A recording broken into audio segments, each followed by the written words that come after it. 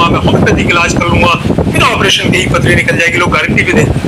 कुछ मामलों में देखिए पथरी कोलेस्ट्रॉल की अगर होती है शुरुआती दिनों में, वो सॉफ्ट होती है, छोटी होती है, तो दवाइयाँ उससे भी निकल सकती है। कुछ दवाइयाँ होती हैं और उसमें होम्योपैथी दवाई भी काम कर सकती है, आयुर्वेदिक भी काम कर सकती है, यूनानी भी काम कर सकती है, लेकिन सख्त हो जाती है तो फिर नहीं निकलती, फिर ये कॉम्प्लिकेशंस करने लगती है और फिर आपको सर्जरी की ही जरूरत पड़ती है।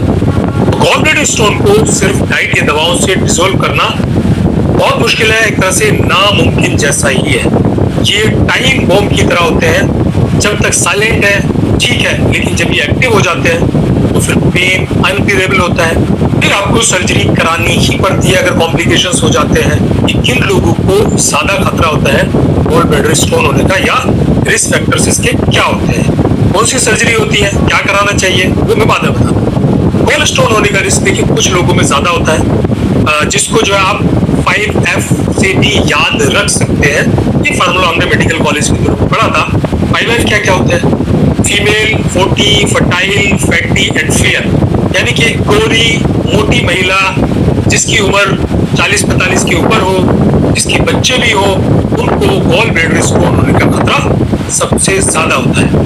मर्दों के मुकाबले महिलाओं में जो है गॉल ब्लैडर स्टोन ज्यादा होता है। इसके अलावा ओवरऑल अगर बाकी देखिए मर्दों में या बाकी पॉपुलेशन में, ओवरवेट या मोटे लोगों में, हाई फैट डाइट लेने वाले लोगों में, जिनके घर में किसी को पहले से पथरी हो चुकी है उनको, डायबिटिक्स, हाई कोलेस्ट्रॉल पेशेंट्स के मरीजों में, प्रेगनेंसी के दौरान हार्मोनल चेंजेस के कारण भी गॉल ब्लैडर स्टोन्स हो सकते हैं, उनका रिस्क बढ़ जाता है। तो ये इसके रिस्क फैक्टर्स थे। अब बात करते हैं कब डॉक्टर से मिलना चाहिए और किस डॉक्टर से आपको मिलना चाहिए।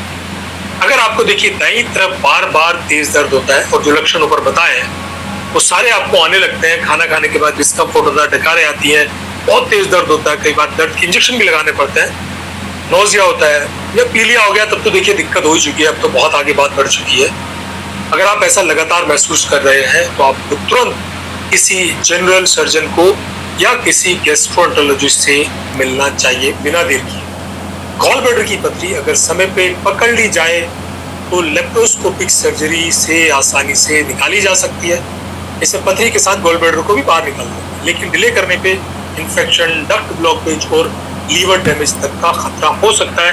डायग्नोसिस कैसे होता है, टेस्ट कौन सा करवाएं? देखिए बहुत सिंपल है।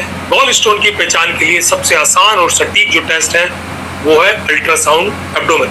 अल्ट्रासाउंड एब्डोमेन आप खाली पेट कराएं, पेनलेस है, जल्दी हो जाता है, रिलायबल है। तो खाली पेट आप जाए, कम से कम 8 से 10 घंटे की फास्टिंग, तो आपको अल्ट्रासाउंड में पता लग जाएगा अगर पथरी होगी। इसके अलावा कुछ